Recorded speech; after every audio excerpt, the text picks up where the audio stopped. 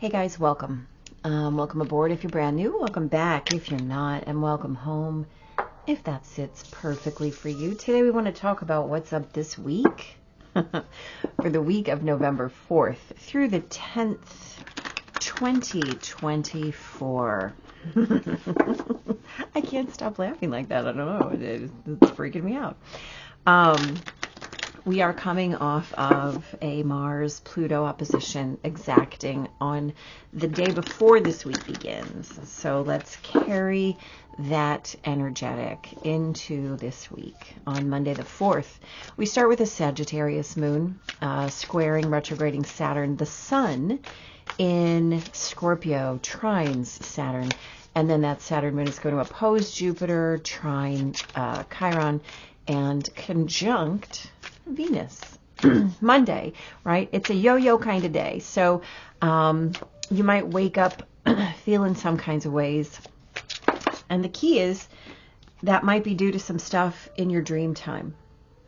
That's okay, right? Take plenty of time. Take whatever time you need to fully get focused and aligned before you launch into the actual day of Monday. There's potential for accomplishment, and it's actually pretty great potential on Monday. The key is going to be that you can't create from that place of unsure footing. You have to get solid. You have to get right first, and then it can be go time. Okay. On Tuesday, which is the 5th of November, I just keep laughing. That Sag moon is going to quincunx Uranus and square Neptune. And then at 9:17 in the morning, Central Time, the moon moves into Capricorn. And that Capricorn moon is going to quincunx Mars just a little bit later.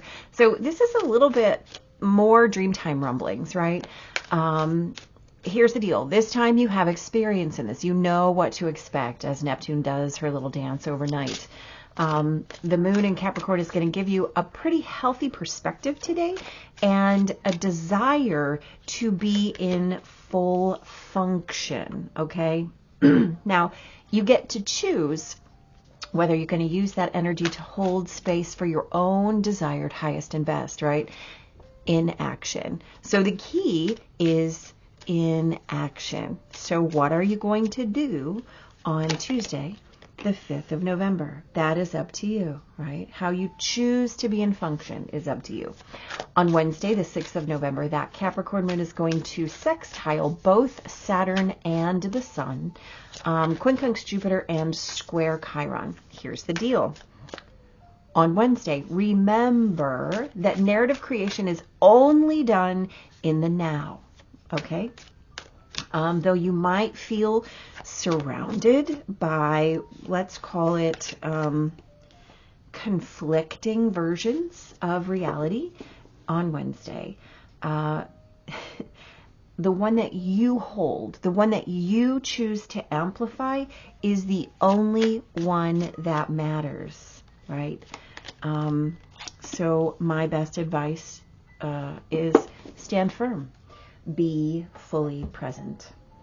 On Thursday, the 7th of November, that Capricorn moon is going to trine Uranus, sextile Neptune, conjunct Pluto. Hello, Pluto. Where have you been? That moon moves into Aquarius around dinner time, and that Aquarius moon opposes Mars, and Venus in Sagittarius is going to quincunx retrograding Uranus.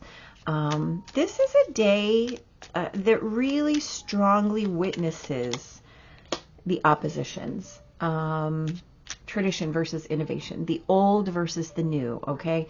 That kind of feeling. So there's conflict in the air, and that tension is palpable. Now here's the deal. You get to realize that any tug of war, right? When you're looking at a polarity, every tug of war requires two people, two positions, two choices pulling at one another. your option is disengagement, right? And whether you choose to hold on or disengage, those options are fully yours. So choose wisely. On Friday, the 8th of November, the Aquarius moon sextiles Mercury and squares the sun. Now, early in the day on Friday, you might feel the opening as communication clears, right? Words and ideas like freedom and independence are definitely up for discussion with this Uranus energy. Mind any tendency to over-personalize any conversation. And what I mean by that is you have to keep your eyes on where you fit into the collective, okay? It's about you as you are the representative of as above, so below, right? This is what the universe is asking you to do right now. So keep your eyes on that choice today. Keep your ears in that conversation today. Just make sure that you are standing between the personal and the transpersonal, okay? On Saturday, the 9th of November, the Aquarius moon will trine Jupiter and sextile Chiron. Venus in Sagittarius will square Neptune. The moon squares, Uranus and sextiles Venus. And then the moon moves into Pisces just before bedtime on Saturday. So your sense of home, and remember when we talk about home as the concept of Venus, right? We're talking about what home looks like, smells like, tastes like, sounds like, feels like, and those are self-reflexive qualities. You get to choose. No one can choose for you. So your sense of home may be challenged today, right? Mind your own reaction versus your response. Any places that were linked to what is, right? That polarity that we talked about earlier in the week. Today, might be shown to be an illusion, and those illusions absolutely will not stand. So even if there's a shock when it comes into your idea, your experience of home, remind yourself that this is an opportunity to create a firmer foundation, right? A deeper awareness, more of what it is, that you're choosing to create as home. On Sunday the 10th, that Pisces moon is going to quincunx Mars and square Mercury, and then conjunct Saturn. So there is a note of seriousness that overshadows the whole day on Sunday, honestly.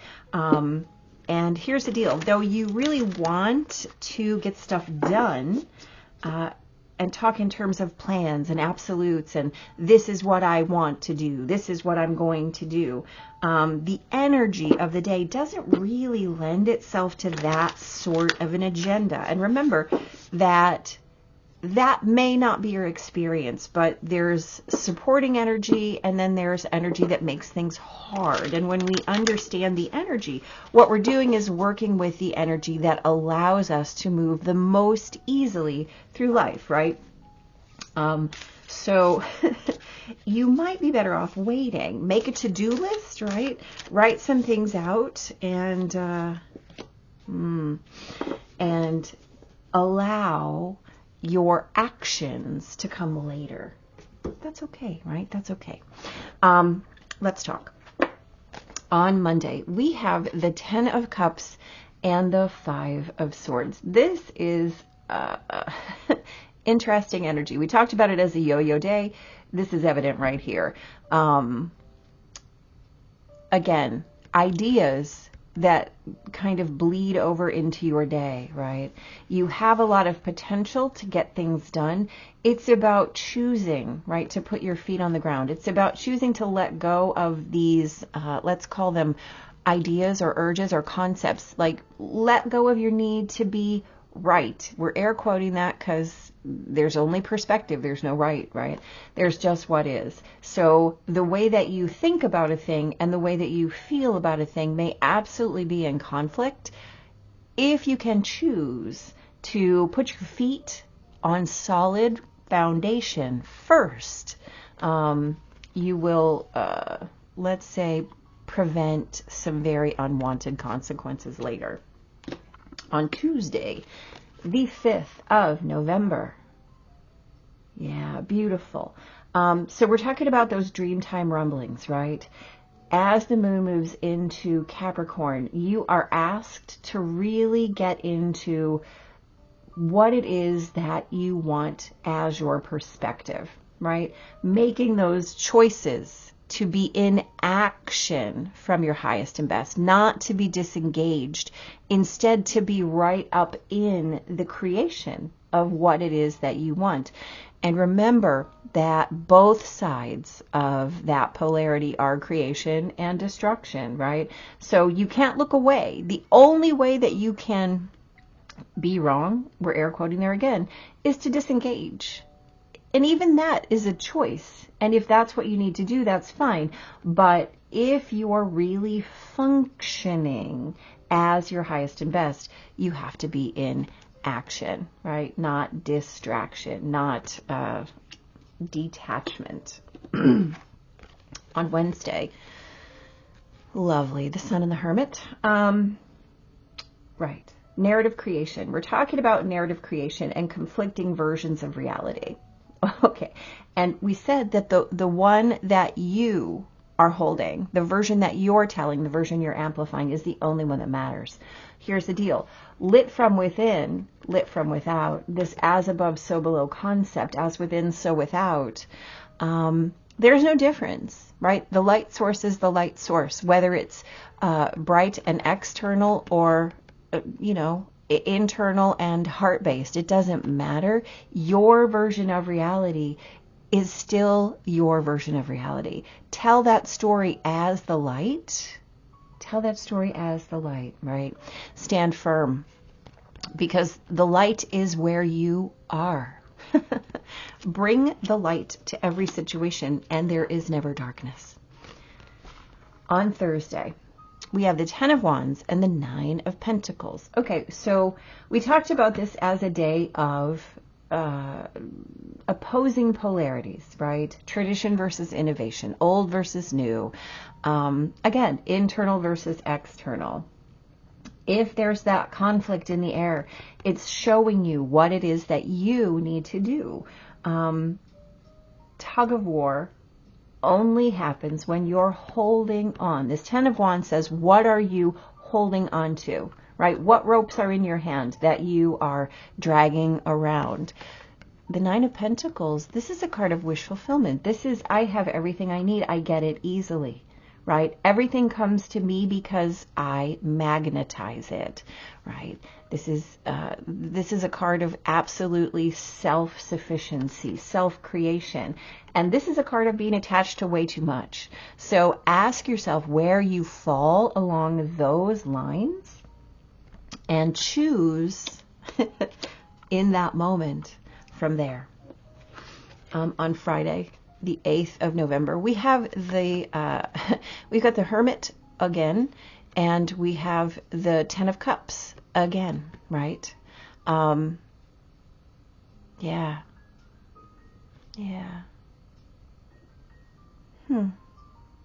So, again, we're talking about these polarities. Early in the day, we're talking about freedom, independence, not being stuck, finding where our brilliance is. So this is really an encapsulation. We're bringing together this day, this week, right? Our experiences are kind of summed up on Friday. So we have the Hermit and the 10 of Cups. This is the day where you get to witness the fact that you get to hold space for the collective, right? Your light is the light for the entire collective. As above, so below. As within, so without. Show yourself what it is that you're shining. Demonstrate the space that you're holding. if to no other human but yourself, right? You don't have to convince anybody. All you have to do is find that light within and let it populate your experience, and then witness how that radiates out.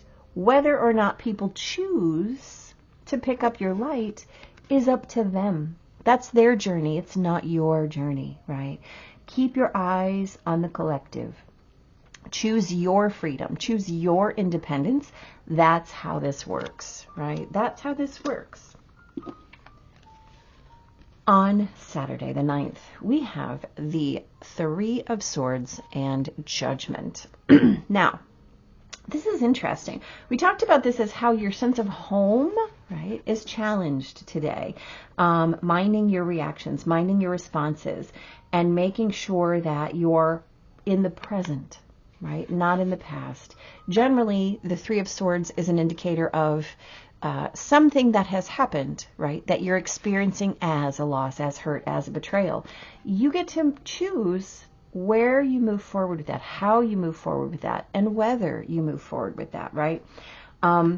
Everything that is linked to any place that is an illusion, right, or a perception will not stand. So if the shock and pain is hard, understand that you're being given an opportunity to move forward without it, right, with only the lesson, right? With only the small lesson instead of the pain. This is your firmer foundation. So as you get to this place of discernment, you can get stuck in the moment of injury, or you can heal. However long that takes, you get to heal on your time, but then you have to move forward, right? And the way that you choose to do that is that thing that creates for you that light within. On Sunday, we have the Empress and the Ace of Cups. Isn't this lovely energy to finish out this day? Even though we're talking about a serious energy, right? Even though we're talking about planning, right? The Empress is all about planning. How are you planning? How are you expecting those roots to take hold, right? The Empress is all about fertility. It's all about fertile soil so that everything that's in your heart will grow, right? This is having all the resources you require and knowing that you do. So, by gosh, even though you want to accomplish, make that to-do list. Get that all written on paper. Don't trust it to your brain, right? And don't trust it to your heart. Get it down so you have a self-created, self-reflexive, right, map of where you want to go. Your own inner topography shown to you, illuminated for you, right? What am I putting down? What am I leaving behind? How am I moving forward? You get to know. Get intentional. Absolutely. Absolutely. This talks about how you hold space for your own present, which is the thing that creates your future. So the way that you are right now, the choices you're making in this moment, right? This is what I am. This is who I am. This is what I want. This is what home looks like. This is what home feels like. I am home in every moment. I create my sense of home through my intentions, right? Through my desires, through my feeling state, all of those things. So get intentional, right? We have number 22. Hold on here. Put my book way behind me. The Ghost Dance. Let's see what this oracle message is. This is a lovely card, by the way. Okay. Wow. Wow. Okay. Are you ready? The essence of this card, the ghost dance of the American Plains Indians, united the spirits of the living with those of the ancestors to bring peace to the world. When the ancestors are honored, they bring harmony to us. When we hold them responsible for all that is wrong with us today, they haunt us. Honor the spirits of your ancestors and receive their lessons and gifts. This includes honoring your own past lives. Well, the invitation of this message: the ancestors have a message of healing and powerful medicine to offer you. Create a sacred moment at your altar. Light a candle to them and let their wisdom infuse you. I love that this comes so soon after the Day of the Dead. At this stage in your life, you are done repeating tragic stories. Please allow me to repeat that. At this stage of your life, you are done repeating tragic stories. Step into the abundance that is offered to you. Right? Receive the gifts that have come before you and write a new story for your life. I'm sorry, we just said that. The medicine. If you are trapped in a vicious cycle of nostalgia, mourning a lost youth or opportunities missed, it is time to make an altar for the ancestors. Wow. Collect a few photos, light some incense, offer sage, and open the windows of your house to release them to their destiny and to the wind. Be wary of being snared in a relationship with someone from a past lifetime, as the people we loved or hurt have a way of reappearing in our lives. There is no learning for you there anymore.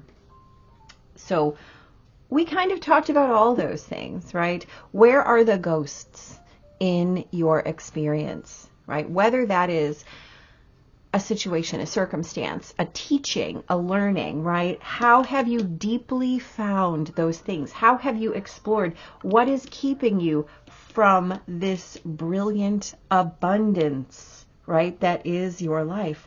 How are you in your own way?